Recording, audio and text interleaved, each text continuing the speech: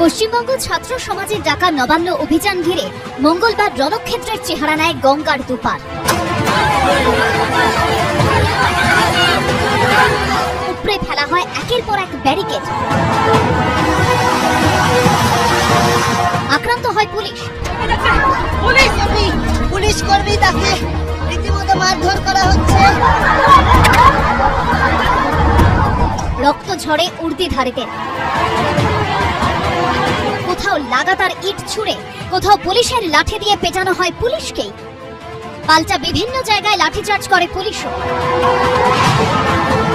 মাথা ফাটে মহিলা আন্দোলনকারী, জখম হন বিক্ষোভকারীরা। এই খণ্ডযুদ্ধের মধ্যেই আন্দোলনকারীদের ছোড়া ইটের আঘাতে চোখ হারাতে বসেছেন কলকাতা পুলিশের ইস্ট ডিভিশনের সার্জেন্ট দেবাশিস চক্রবর্তী। মঙ্গলবার নবান্ন অভিযানের দিন 11 ফার্লং গেটে ডিউটিতে ছিলেন তিনি। পরে গন্ডগোল বাড়ায় তাদের স্ট্র্যান্ড রোডের দিকে যেতে নির্দেশ দেওয়া হয়। পুলিশের দাবি, রেড রোড ধরে গাড়িতে করে এগোচ্ছিল কলকাতা পুলিশের টিম।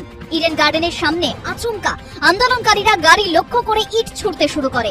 উইন্ডস্ক্রিন ফেটে সোজা দেবাশিস চক্রবর্তীর চোখে এসে লাগে একটি ইট।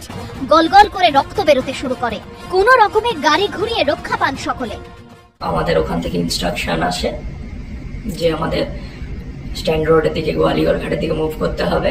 ইডেন গার্ডেনের কাছে একদল প্রোটেস্টার ইট ছুটতে থাকে।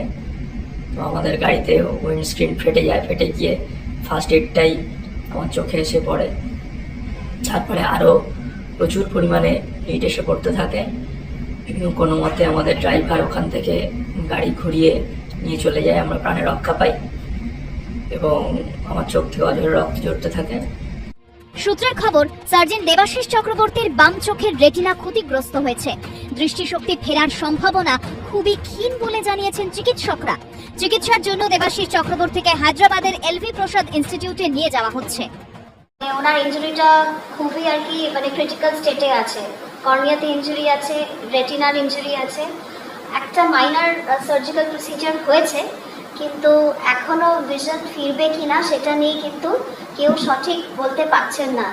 নবান্ন অভিযানের দিন আহত হন sergeant Atanu Raychaudhuri, sergeant David Tokno, home guard Debashis Kundu সহ একাধিক পুলিশ কর্মী। তবে এরই মধ্যে ব্যতিক্রমী ছবি ধরা পড়ে হাওড়া ময়দানে। ইটের ঘায়ে মাথা ফাটে চণ্ডীতলার সার্কেল ইন্সপেক্টরের। আহত পুলিশ অফিসারকে ধরে সেখান থেকে উদ্ধার করে নিয়ে আসেন আন্দোলনকারীরাই।